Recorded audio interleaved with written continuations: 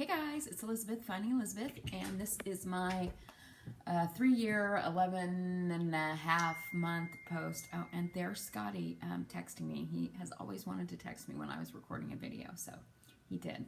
That is one goal he has accomplished. Anyway, now I totally lost my train of thought.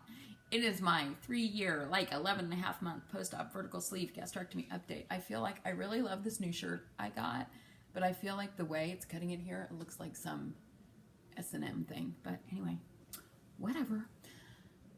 I'm all over the place, and I'm not even like a minute in, and I have lots to talk about. So anyway, my stats. My starting weight in January of 2014 was 402 pounds. My weight at surgery on April 14th, 2014 was 360.6 pounds. My weight last week was 212 pounds. My weight today was 212.6 pounds. Not a fan of that, actually, because I really do feel like I feel smaller. I feel like my clothes are fitting better. Oh, and he's texting again. And I don't feel like I have muffin top in my jeans and that I'm crammed into them anymore. So I thought, well, let me take my measurements. Maybe because I'm working out, my measurements have changed. Yeah, no, it must all be in my head, but whatever, I'll take it. But anyway, a month ago I was 216 pounds, so that's a 4-pound loss in the last month, which is good. But this time last year I was 202 pounds, so that's a 10-pound gain in the last month, in the last year, which no bueno. But you know, I'm feeling in control of things now. So now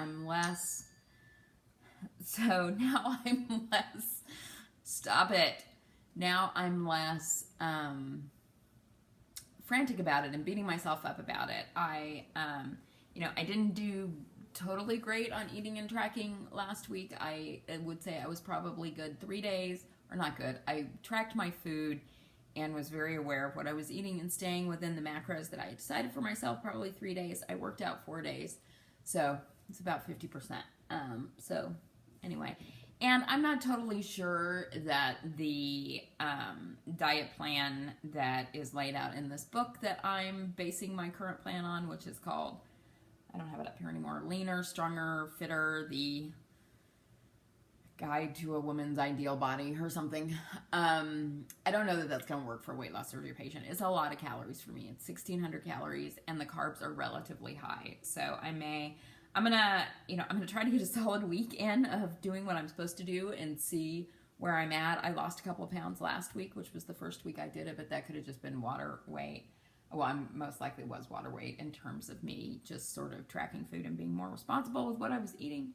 So we'll see. I may have to take the calories and Evernote is getting me,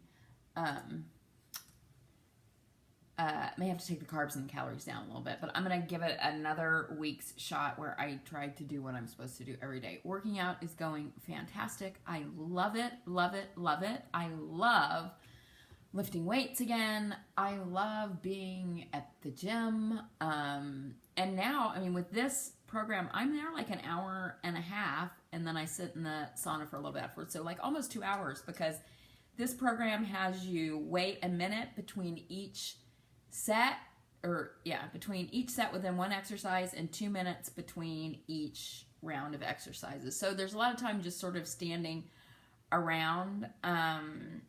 So it takes a little bit of time, but I love it. I enjoy it. It makes me feel really good to do it.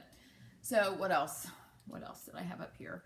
I'm going to talk about Nirvana tagged me, and I'm going to talk about that. But real quickly, I want to talk about a huge NSV that I had last week. So almost 3 years post-op. Did I say this was my 3-year, 11-month update? It's not. It's my 2-year, 11-month update.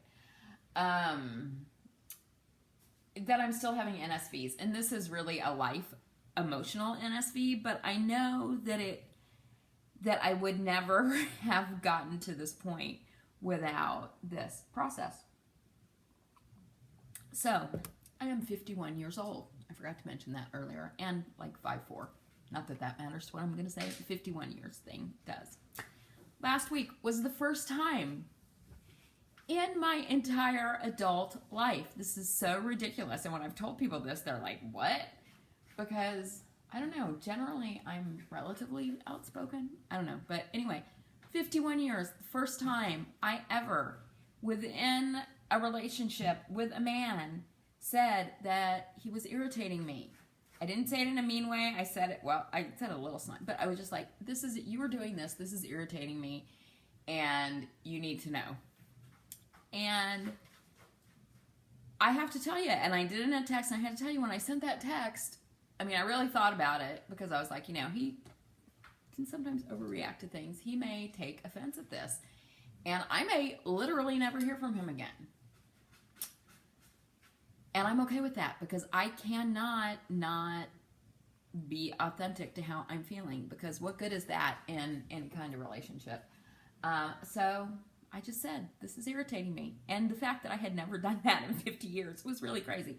I mean, it ended up that he texted back and said he appreciated me telling him that, blah, blah, blah, which was great. It was the best, you know, it was the best possible way it could have happened. But even if it hadn't, it was more about me willing to just express my feelings, even if they weren't all peachy nice. I mean, listen, I was nice to Brian, like way, way, way past I should have been nice to him. But anyway, so that was a huge NSV for me. I mean, really huge to just tell somebody who I cared about in a, you know, romantic relationship that they were irritating me, because I don't generally do that. So anyway, that was my big NSV. It was a big deal for me. Okay, so Nirvana tagged me in a video on where would I be now without weight loss surgery. So I've been thinking about this since last night when I watched her video, and because, you know, there wasn't a huge lot of change in my life. So I actually made a list. I'm going to read it so I don't forget things. So, or at least. So where would I be without weight loss surgery? It's, like I said, I didn't change much, so it's kind of hard to say. I would probably be in very much the same place that I was then. Except I bet you that I would, I bet you that Scotty, you're being really annoying. Stop texting me while I'm trying to think. And you're doing it on purpose. So I would be probably pretty much where I was, which was isolated in my house, not having friends or doing things. And I bet you I would be edging up on 450 pounds, because my son would have left home. I would be there by myself. I wouldn't have to hide food or what I was eating from anybody. I would, I'm sure, be pretty depressed. So I would probably be, you know, 450 pounds. I would be in pain when I walked, when I moved, when I rolled over. I would not be able to get off the couch unless I literally rolled onto the floor. I wouldn't be able to tie my shoes. You know, I would probably be suicidal. I wouldn't have committed suicide because of my son, but for a very long time, that was the only thing that was kind of keeping me pushing forward in life. I would be afraid, I would be lonely, I would be unsure, I would be sexless, I would be lifeless. Now, here are the things that might be a little bit better if I were still there. I would probably have all my clients. I have my own business, and I have let a few clients go because I have been a little bit more interested in focusing on traveling and my social life. And, you know, that could probably not have been the wisest decisions in my life. I wouldn't have some of my family thinking that I'm being a little bit reckless and insane at 51. So I might feel in certain ways, if I had not had the weight loss surgery, I might in certain ways feel more secure and reasonable in control of things, because there wasn't a lot for me to control. All I had to handle was what I was going to eat, getting my work done, and paying my bills. I didn't have to worry about relationships with other people and the dynamics those bring in. I didn't have to, I don't know, that when you're just living this very isolated small life, you don't have a lot to worry about. So those are the things that might considerably be less chaotic in my life right now. But so what I also want to talk about is, where wouldn't I be, or what wouldn't I have? I wouldn't live here, which is a place that I truly love, because as Gracie will tell you, there are all the flippin' stairs here. It's a set of stairs up from the parking lot. It's a big, steep set of stairs up to my apartment. Within my condo, there are stairs. I mean, it's all the stairs. And I run up and down these stairs, you know, 10 or 15 times a day. That would not, there's no way I would have been able to live here. I wouldn't have friends. You know, now I have all these really, truly great people in my life. I have never had friendships like this before, ever. And I wouldn't have that. It is funny. I wouldn't have pouted this weekend because my boy was sick and couldn't come play with me. Which is silly, but it's like I would have pouted my whole life. But so what? I was pouting this weekend for a stupid reason. I wouldn't have traveled to 3 countries. Like I said, I might not feel the turmoil that I sometimes feel now and the emotions that I feel because I didn't feel anything. I was deadening everything. I wouldn't laugh almost every day until I literally sometimes peed my pants. Yeah, that's probably TMI. I wouldn't get up at 4:30 in the morning to go to the gym. That's for damn sure. I wouldn't know the exhilaration of running. I wouldn't know the accomplishment of achieving the goals that I have over these last few years.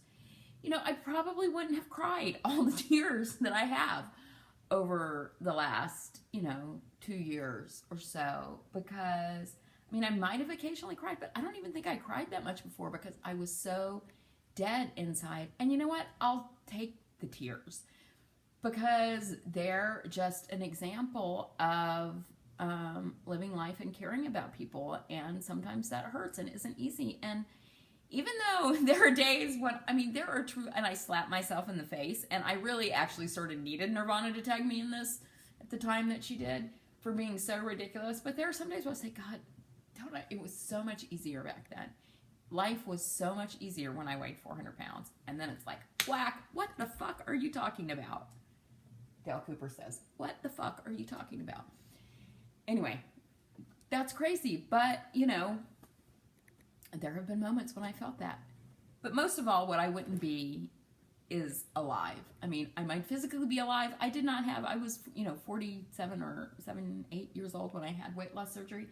And I had no real comorbidities other, than that I couldn't walk and had to roll out of bed. But, so I would have been alive, but now what I have, I didn't have them, is to really be in love with life and enjoying life and trying to appreciate as much of it as I can. So yes, it's, I don't think I would be dead without weight loss surgery because, like I said, I didn't have comorbidities, but I wouldn't be alive the way that I am now with its highs and its lows and its ups and its downs and its goods and its bads. I will take it.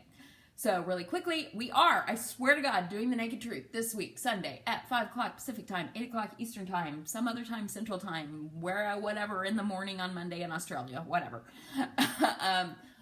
And Gracie, no one's stopping me but me is going to be the guest. Scotty's going to be the co-host, so we will be there. And I wanted to give quick shout outs. Number 1 to Scotty, who did 100 workouts in a row, and I sort of started that and then didn't do it. I said I was going to do it.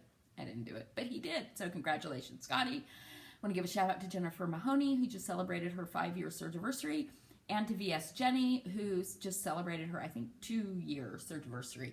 And I have a whole huge list of community celebrations for the Naked Truth this week that I will tell you about then. So you guys have a great, fantastic, amazing week, and I will see you on Sunday, if not before. Talk to you later. Bye-bye.